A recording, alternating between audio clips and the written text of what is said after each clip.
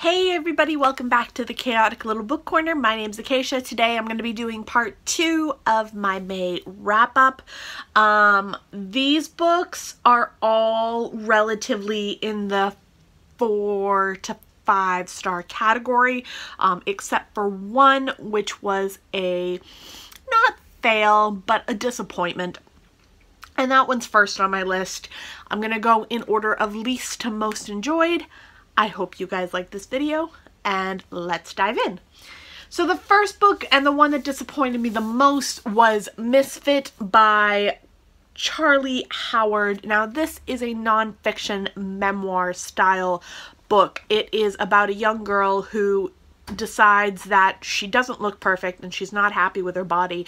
So the best way to deal with that is to become a model and to become perfect. And this follows her experience with eating disorders, anxiety, and, you know, all these things that are very, very hard and difficult to cope with. Really right up my alley. Definitely something I would love to read. Did I love it? No. Why? There was an element of shame. There was an element of pain that came with this, where there was quite a few moments where it was almost said that, oh, I was so stupid for having an eating disorder. Oh, I was so dumb for having an eating disorder, which implies that having an eating disorder is stupid, which is completely unfair and unjustifiable to say. And that really left a sour taste in my mouth, to kind of think of someone as having gone through this and to come out on the other end with thinking, oh, I was stupid, rather than thinking, wow, that was a rough time in my life. I'm so proud of myself for overcoming it and getting through it. But no, it turned into this kind of bashing of people with the disorder, and that was really, really not okay in my book. I definitely think that this book has, you know, merit to it. Like, it's got some good points, and I did think that there were some aspects of it that I really enjoyed. But overall, if you're suffering from an eating disorder, or have suffered from an eating disorder, or know someone who's suffering from an eating disorder, this is not the place to go for that. This is just a little too harsh and a little too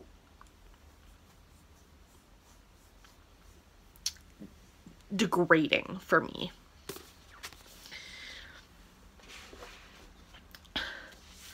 Then I was sent this for review from Thomas Nelson. This is Hunting Charles Manson by Liz Well and Caitlin Rother. How do I explain this? I'm going to be doing a full in-depth review of this, so I won't say too much here. This is a true crime,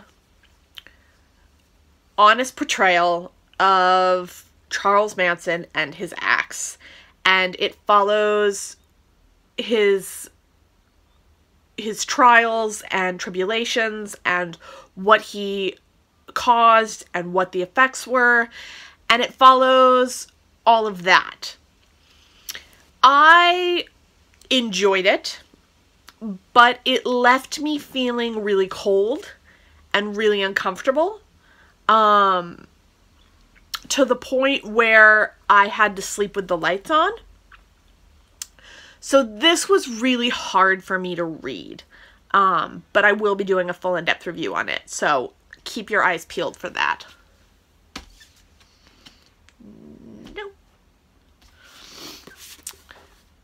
Delicate Edible Birds by Lauren Groff. I have read Fates and Furies and I wasn't crazy about it, but I liked it okay, and I think I need to reread it because the writing style that Lauren Groff has is so pristine and so well done, and I just really enjoyed it. Her short story collection was vivid and strong and well built, and I really enjoyed it. I definitely think it's a great short story collection to read.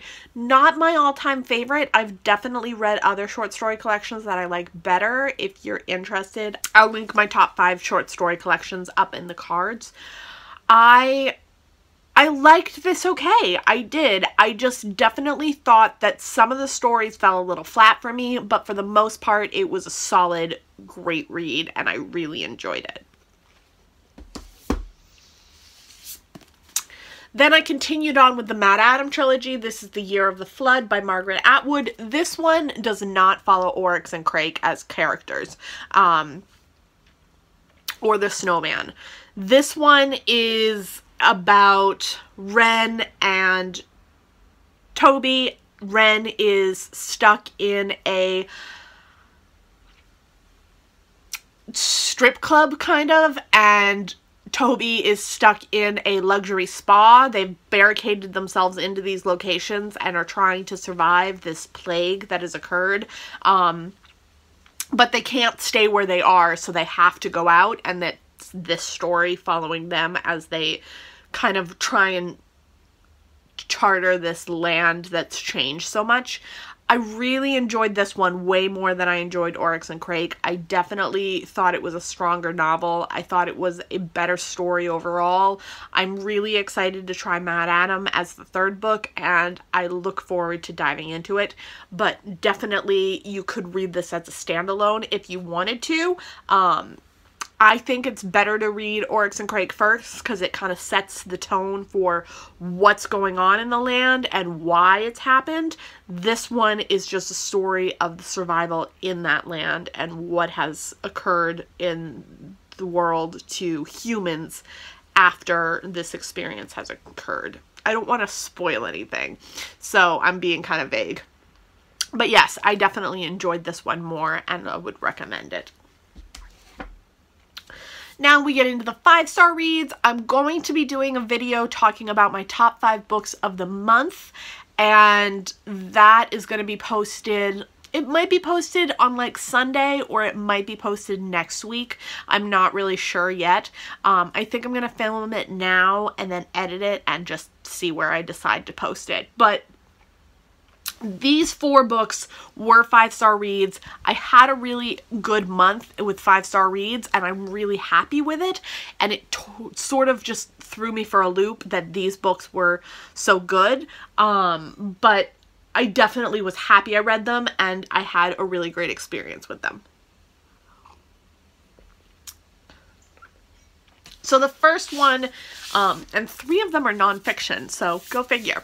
The first one is Educated by Tara Westover. This is a story of a young girl who grew up in rural Idaho. She experienced a life of growing up with people who were survivalists, and she grew up without having really any identity to herself, as in, like, literally she didn't exist to the government kind of thing. She didn't go to school properly. She wasn't given any medical attention when she needed it from doctors. They would just kind of take care of it within the community. It was really almost cult-like, and it was a definite shift in how she was raised to what she is now. And she has come out the other side and has decided to get an education and to find her way in the world, and her way of finding her way in the world was to get an education and to write a book about the experience that she had.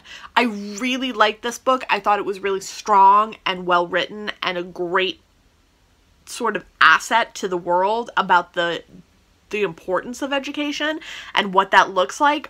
I really appreciated this, and I definitely recommend it. If you haven't seen this or picked it up, I definitely would.